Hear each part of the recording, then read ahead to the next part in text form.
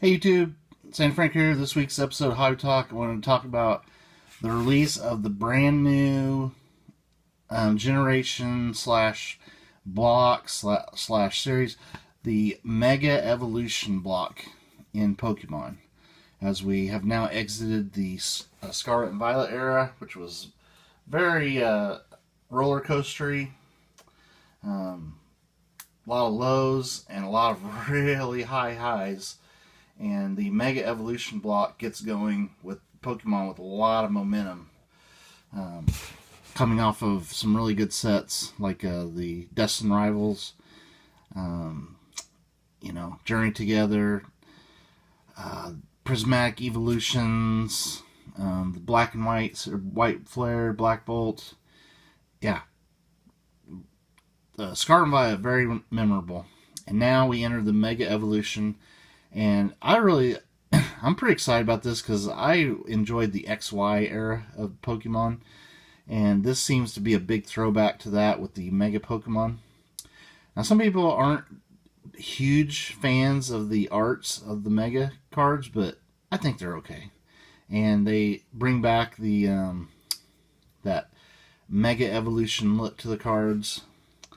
And there are like secret illustration rares and stuff like that again. So like here, this is another cool thing is they've gone like this first set, the Mega Evolution base set. They've gone back to some of the great XY sets. Like you have Mega Lucario in this set. That goes back to like Furious Fists. You have Mega Gardevoir as part of this set. That goes back to Steam Siege. You have Mega Venusaur, which is kind of like a throwback to the original XY base set. And then you have Mega Kangaskhan, which is a nice throwback there to the Flashfire set. So a wide array of different XY sets getting like a little love there. And like a lot of things, when Pokemon brings stuff back, that original stuff, like these original Mega Evolution cards, especially like the full art Mega Evolution cards, they're getting a lot of love right now, and prices on those have really gone up a lot. People trying to get those original Mega Evolution cards, or original Mega EX cards, or they weren't really called Mega Evolution cards back then. So that's the different pack arts. And then this is the booster box. Now the booster box, kind of plain looking. This is the front. It does have Lucario, and it's got Venusaur on the side. So the sides are decorated nicely. You got Gardevoir there, but the front of them are black with this little gold line there. I will say, I did get the enhanced version, so we should do a video sometime talking about enhanced versus non-enhanced. It's kind of strange. The other booster box that has enhanced booster boxes was Journey Together, and it seems like over time the price of the non-enhanced box has actually been higher than the enhanced version, which is crazy to me because in the enhanced you actually get a stamped promo card, which does not come in the non-enhanced version. So there is an enhanced and a non-enhanced version of this. We'll have to see if the prices on those are like that as well. I definitely prefer the enhanced version because I want that extra promo card. Plus, I mean, it's kind of like the first release of the booster boxes is the enhanced version, and maybe that just hasn't caught on yet. Like Pokemon Center ETBs have definitely caught on, and they have a special stamp card in those, and the prices for the Pokemon Center ETBs are insane. So I think this is not a lock or anything, but I think over time the enhanced booster boxes will hold a lot better value and go up higher in the long term than the unenhanced version that does not have the promo card, just because you get that extra hit, basically. And they're really nice promos. So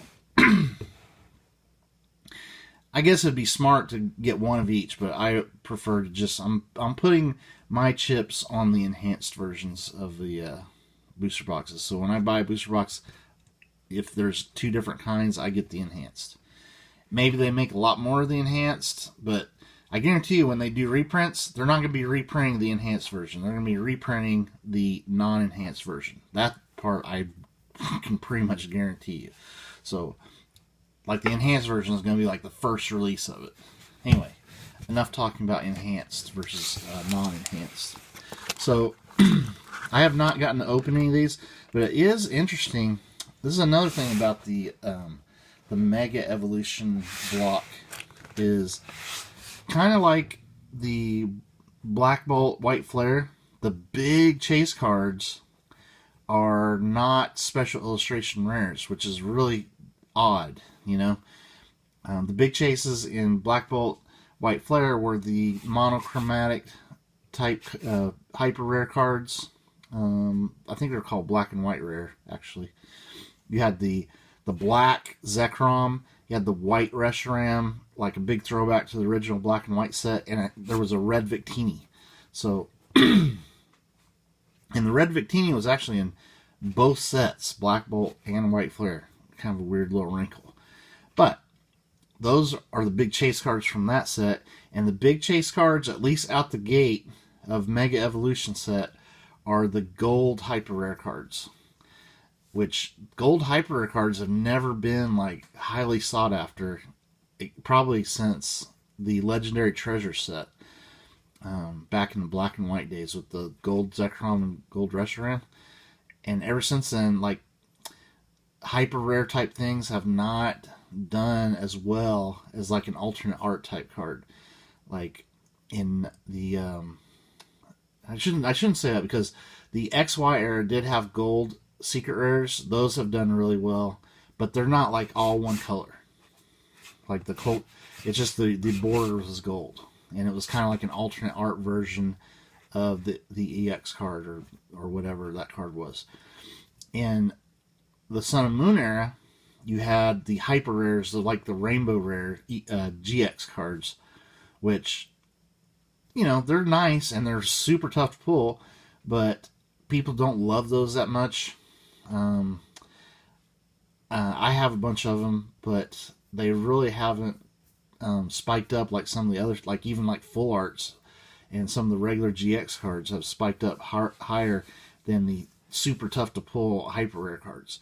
You look at the Sword and Shield era, the super tough cards to pull in Sword and Shield era to begin with were the rainbow rares, the rainbow secret rares. And again, same thing. People didn't really dig them that much, even though they're super tough to pull. They have not held up anywhere close to like a alternate art version of a card. And even some of the trainers that they did, the rainbow secret rares, are actually worth less than the regular full art trainers, just because they just don't look good. We'll have to see what these gold hyper rare cards end up looking like. A lot of people have pulled them, and they look to me very similar to, you know, kind of like the gold hyper rares that they've done in the Scarlet and Violet era, except they're more like the Legendary Treasures gold secret rares, where everything on the card is gold. I think they've done that with a few things like promos and stuff. But it'll be interesting to see if those cards end up being the big chase cards, which they seem to be out the gate. Or will the alternate art type cards eventually pull ahead? I don't know. It'll just be interesting to see. I'd love to have one of each. So, have you guys been able to open any? I actually will be able. I am going to be opening these 4 packs. I have 4 packs for my sealed pack collection. I was going to open these 4 packs on my channel, just not in today's video. But what do you guys think of Mega Evolution? I'm pretty excited for it. There's going to be some really cool sets coming out. Phantasmal Flames has already been announced. It's going to have the Mega Charizard X. I think it's the X. That's the Dark Charizard. That's going to be very exciting because that's, again, a throwback to the Flashfire set, which was probably the best set from the XY era. So, really exciting. And there's going to be a set that has the Mega Rayquaza EX. That's going to be super sought after. A throwback to the Primal or Roaring Skies set. So, I really love these throwbacks to these different XY sets that I really enjoyed.